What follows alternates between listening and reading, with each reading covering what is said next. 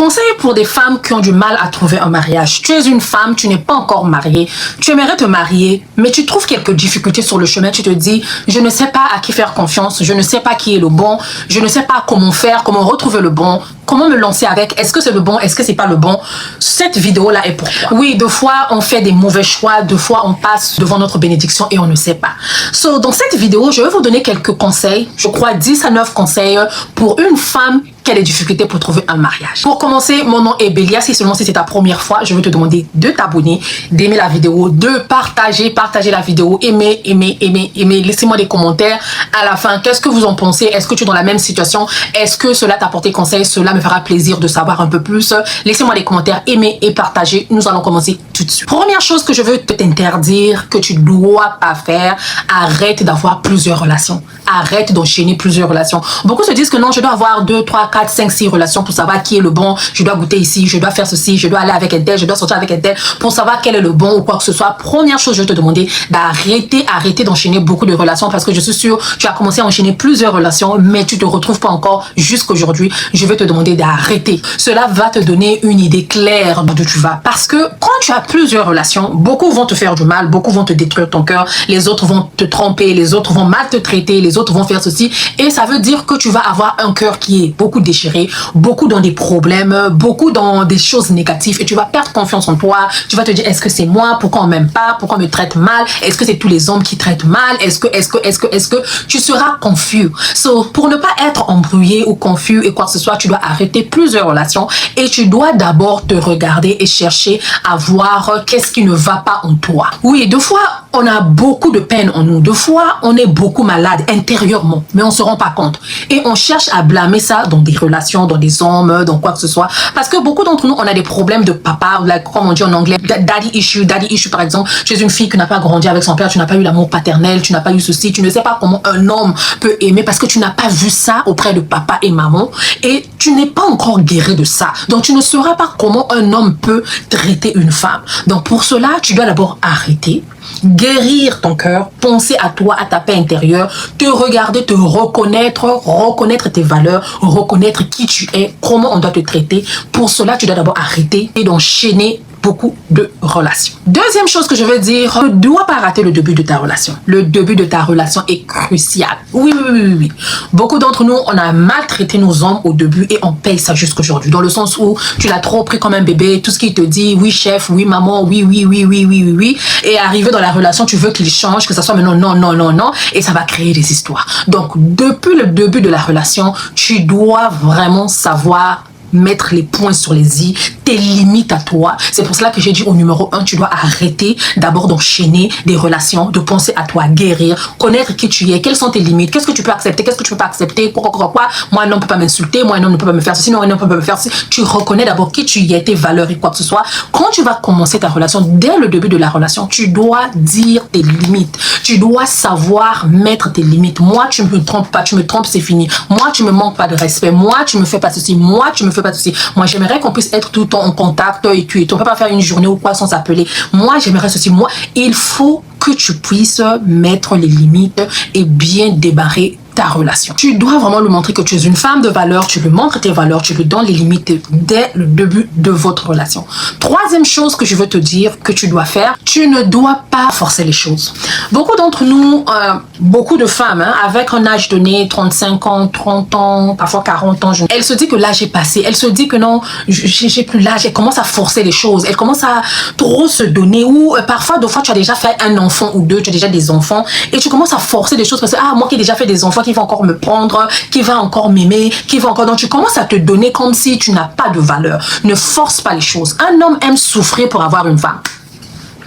Si tu es un homme, tu me regardes, c'est ce que j'ai dit, c'est vrai, dis-moi dans les commentaires. Un homme aime souffrir quand il veut prendre sa femme. Je parle pas de cheesa, je parle pas de femme qu'on fait cosa les cas, tu sors aujourd'hui, c'est fini. Non. Une femme qui va épouser, un homme aimerait quand même souffrir pour l'avoir. Donc ne sois pas une femme légère, ne sois pas une femme qui sera prête à partir aussitôt parce que tu te dis que l'âge est avancé, tu te dis que j'ai déjà des enfants, tu te dis ceci, tu te dis cela, tu es en train de sortir une apparence de désespéré. Ne sois pas désespéré devant un homme. Si tu es désespéré devant un homme, l'homme peut jouer avec toi. Ça, c'est vrai. L'homme va jouer avec toi. Il va se dire qu'elle est désespérée, elle est ceci, elle est ceci, elle est cela. Il va seulement passer, sortir avec toi et t'abandonner. Donc, ne force pas les choses. Si tu trouves que tu l'appelles toute la journée, il n'a pas décroché, 2, 3 jours, il t'appelle pas, ne l'appelle pas. Ne l'appelle pas. Ne force pas les choses. Ne vois pas, oh, pourquoi tu m'as pas appelé? Pourquoi je viens dans ton bureau? Non, non, non, non, non, tu es encore au début de la relation. Regarde, si tu trouves que ce n'est pas bon pour toi, comme on dit, hein, gagne temps. Passe à autre chose, laisse tomber. Okay? Si tu as des enfants, dès les débuts, tu dois leur dire, tu dois le dire. Moi, j'ai 5 magnifiques enfants. Moi, j'ai 10 enfants. J'adore mes enfants. Dès le début de ta relation, dis ça à cet homme-là. Ne viens pas dire, ah, moi, j'ai 5 enfants. Est-ce que tu vas m'aimer avec mes enfants? Quand tu fais, c'est comme si tu dénigres tes enfants, tu donnes le pouvoir à cet homme-là de ne pas t'aimer, de ne pas aimer les enfants ou quoi que ce soit. Tu dois le montrer que tu adores tes enfants, que tes enfants sont magnifiques. Tu dis, ah, je suis Bélia, je suis mère, j'ai 5 magnifiques enfants. Oh, mes enfants sont tout pour moi, mes enfants sont mon énergie, mes enfants sont très intelligents, j'adore mes enfants. Sans mes enfants, vraiment, je ne sais pas comment je vais me retrouver. Ce monsieur-là va savoir qu'il est obligé de te prendre avec les enfants. Et s'il n'aime pas les enfants, tu vas sentir dès le début. Il va commencer à s'éloigner de toi, il va commencer à partir, il va commencer à chercher la fuite. Donc, montre tes limites, sois clair avec la personne. Troisième chose, ne force pas les choses. L'amour, c'est quelque chose donnant-donnant. Il te donne, tu le donnes, il te donne. Ne donne pas trop et que lui te donne rien. Quand tu vois déjà comme ça, ce n'est pas une bonne relation pour toi. Quatrième chose, ne montre pas à cet homme-là que tu as manque de confiance. C'est à peu près la même chose que je viens de dire. Manque de confiance, tu n'as pas confiance en toi, tu te sens plus belle par rapport à l'âge, tu te sens plus belle par rapport aux enfants, tu te sens plus belle par rapport à ton passé, tellement que ton passé est lourd. Tu n'as plus confiance en toi, tu n'as plus confiance parce que tu as des enfants, parce que tu as 30 et quelques ans, tu as 40 et quelques ans, tu parles pas avec confiance. Ça, c'est des choses que tu ne peux pas faire devant un homme. Tu ne peux pas faire dès le début de la relation. C'est pour ça que vous avez des difficultés à trouver une relation. Tu dois le montrer que tu es belle, tu dois le montrer que tu adores tes enfants, tu dois le montrer que tu as confiance en toi, tu dois le montrer que tu as des valeurs, peu importe ton âge, peu importe ton passé, peu importe tout ce qui vient avec toi comme bagage, tu dois le montrer que tu as confiance en toi. Donc, ne jamais montrer à cet homme-là que tu n'as pas confiance en toi. Cela c'est comme si c'est comme quelque chose que tu lui donnes déjà l'accès de ne pas te valoriser parce que toi-même, tu n'as pas confiance en toi. Tu n'as pas cette confiance-là. Si tu n'en as pas, tu ne voudras pas que quelqu'un d'autre puisse venir te donner ça. C'est comme ce que je dis, beaucoup d'entre nous, on est rentrés dans les mariages. On se dit, mon mari doit me donner la joie, mon mari doit me rendre heureuse, mon mari doit me faire ceci. Non, ta joie, tu dois la créer toi-même. Ton bonheur, tu dois le créer toi-même. N'attends pas souvent que quelqu'un d'autre puisse venir te donner le bonheur. N'attends pas que quelqu'un puisse venir te donner la joie. Tu dois la créer. Parce que si tu mets ça dans la tête de quelqu'un, que quelqu'un doit te donner le bonheur, et si seulement s'il te donne pas ce bonheur ou cette joie-là, définitivement, tu es fini, tu es done. C'est-à-dire que tu ne pourras plus bien réfléchir, tu n'auras plus confiance en toi, tu vas te dire que je suis pas capable de ceci, je suis pas... Non, tu dois te dire que tu es capable. Tu dois te dire que je peux. Tu dois te dire que oui, je peux, je suis capable, je suis. Donc, il faut avoir confiance en soi. 5e erreur souvent que nous faisons, au début de la relation, quelqu'un te drague, il vient, il se présente, j'aimerais de toi, tu te dis, moi j'ai besoin d'une relation sérieuse, hein. Moi j'ai pas besoin d'un homme qui viendra me faire passer le temps. Moi j'ai besoin d'une relation sérieuse. Ça, c'est une phrase à ne jamais dire. C'est une phrase, je ne sais pas, mais c'est une phrase qu'il ne faut pas dire. Parce qu'une fois que tu dis que tu as besoin d'une relation sérieuse, tu le repousses. Un homme, quand il vient dans la relation avec une personne, un homme, quand il vient dans la vie d'une personne, la majorité, il vient voir si seulement si c'est avec toi qu'il pourra faire sa vie. Et avec le temps, avec ce que vous allez vivre, avec tes valeurs, tes limites ou quoi que ce soit, c'est là où il va se dire que non, j'aimerais du sérieux avec cette femme-là. Si seulement si tu viens directement, tu dis j'ai besoin d'une relation sérieuse, qu'est-ce qui prouve que toi tu es sérieuse?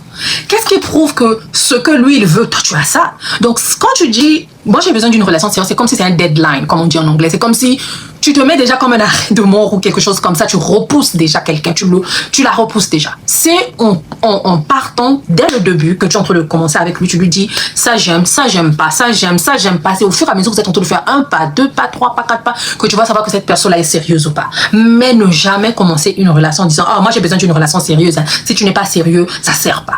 Mais comment tu sauras que cette personne-là est sérieuse? Il peut te dire que oui, moi je suis sérieux ou quoi que ce soit, mais après il n'est pas sérieux. Donc il ne faut pas dire j'ai besoin d'une relation sérieuse. Ça montre que pour moi-même c'est comme si tu es désespéré ou tu es quelque chose comme ça.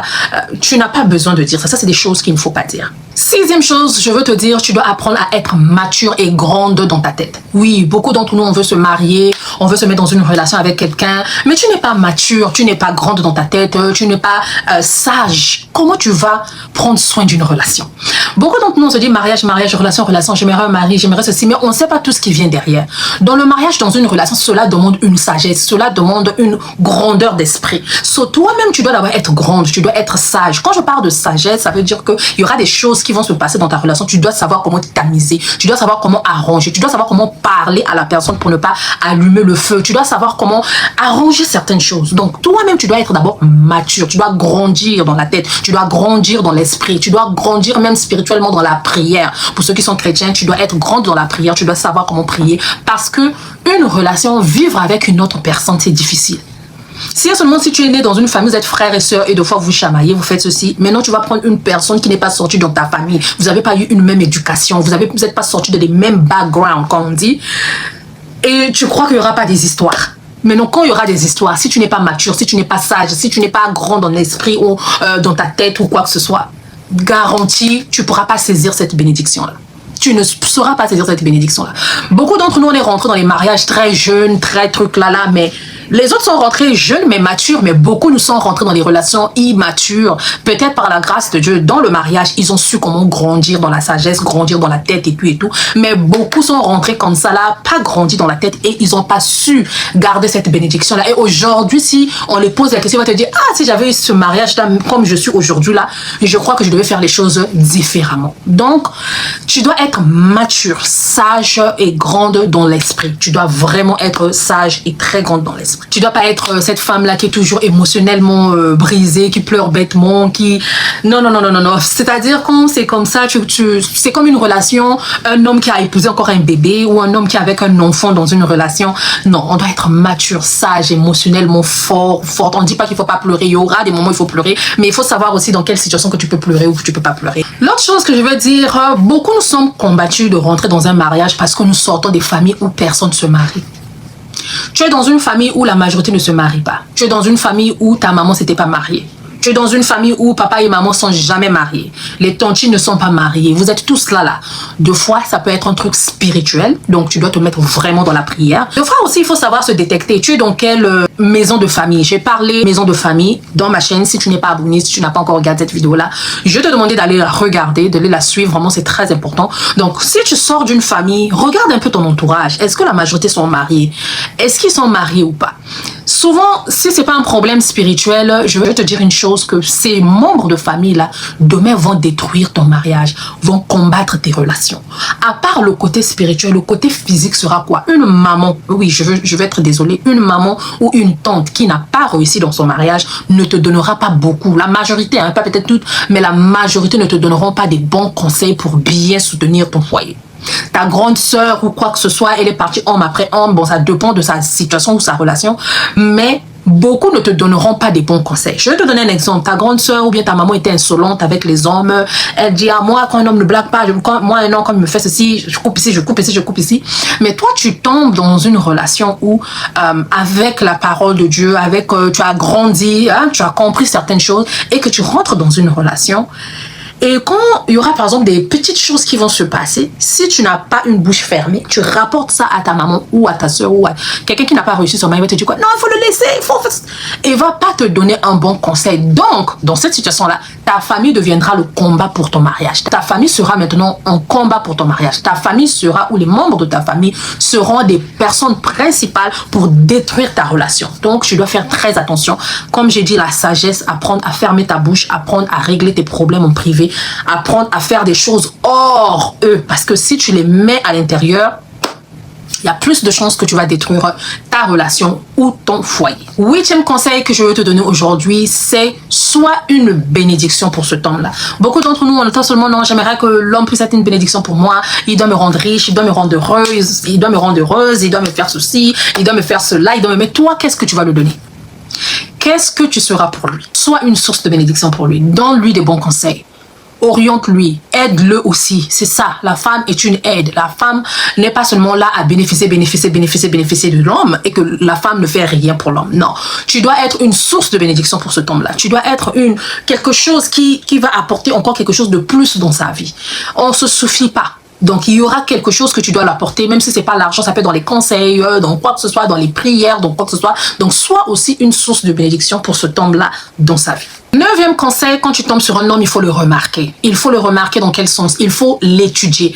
Il faut savoir ce qu'il aime et apporte quelque chose de plus dans sa vie. C'est-à-dire, si c'est un homme, moi je suis dans le business, donc si par exemple je suis dans le business et que mon mari aimerait me soutenir dans ce que je fais, même s'il ne connaît rien dans le business, il doit m'acheter par exemple un outil ou caméra ou ordinateur qui va m'aider dans mon business, ou un livre ou quelque chose comme ça. Donc remarque ton homme. S'il aime le sport ou quoi que ce soit, est-ce que tu peux le prendre le billet pour aller regarder le sport? Est-ce que tu peux prendre un livre ou quelque chose qui va l'ajouter un plus? Donc, il faut apprendre à remarquer la personne que tu vis avec. Il faut apprendre à étudier la personne pour savoir ce que la personne aime et ce que la personne n'aime pas et prendre plaisir dans ce qu'il aime. C'est-à-dire, un homme qui aime suivre parfois le football ou quoi que ce soit, tu n'aimes pas ça, mais fais des efforts au moins d'avoir un moment avec lui dans les choses qu'il aime. C'est-à-dire, il aime suivre le football. Porte aussi le maillot. Viens, on peut faire, yeah! Ça fait plaisir, ça fait plaisir. Il va se dire, oh, elle prend quand même plaisir dans ce que j'aime et tout. Cela fait plaisir. Donc, trouve au moins quelque chose, remarque-le et trouve quelque chose qu'il aime et fait partie de cela. Cela fera beaucoup plaisir. Deuxième conseil que j'aimerais te donner, il faut beaucoup prier. J'ai parlé de mariage dans ma chaîne. J'ai parlé du mariage et du combat du mariage. Le mariage est une bénédiction de Dieu. C'est beaucoup combattu. Si tu veux tomber dans une relation, tu veux te marier, ce que je veux te recommander, c'est de beaucoup prier parce que nous venons tous dans les différentes familles. Ta famille, tu ne sais pas comment ça se passe, le background de ta famille ou de celui de ton mari. Tu ne sais pas quelles sont les histoires dans leur famille, les totems, les quoi. Donc, il faut beaucoup prier, que Dieu puisse t'orienter et que Dieu puisse te donner une bonne relation. Donc, je veux te conseiller de beaucoup prier là-dessus, que Dieu puisse t'orienter. Comme conseil, Dieu est toujours bon. Peu importe ton âge. 40 ans, 30 ans, 50 ans, 60 ans, peu importe, 20 ans, quoi que ce soit, tu as besoin d'un mariage, Dieu est capable. 10 enfants, 5 enfants, ta vie n'est pas finie. Prie, demande à Dieu, le Créateur lui-même, il saura quoi te donner et il donne pas quelque chose de mauvais. Il donne toujours quelque chose de bon. Donc, demande à Dieu, Dieu va t'orienter. Mets-toi dans la prière et ne te sens pas désespéré. Si lui, il est là et que tu le pries, tu le demandes, c'est sûr et certain, il va te donner ce que ton cœur désire. Merci à tous d'avoir suivi cette vidéo. J'espère que cette vidéo vous a aidé. Dites-moi dans les commentaires qu'est-ce que vous en pensez. Partagez, aimez la vidéo et on va se voir prochainement par la grâce de Dieu. Gros bisous. Bye bye.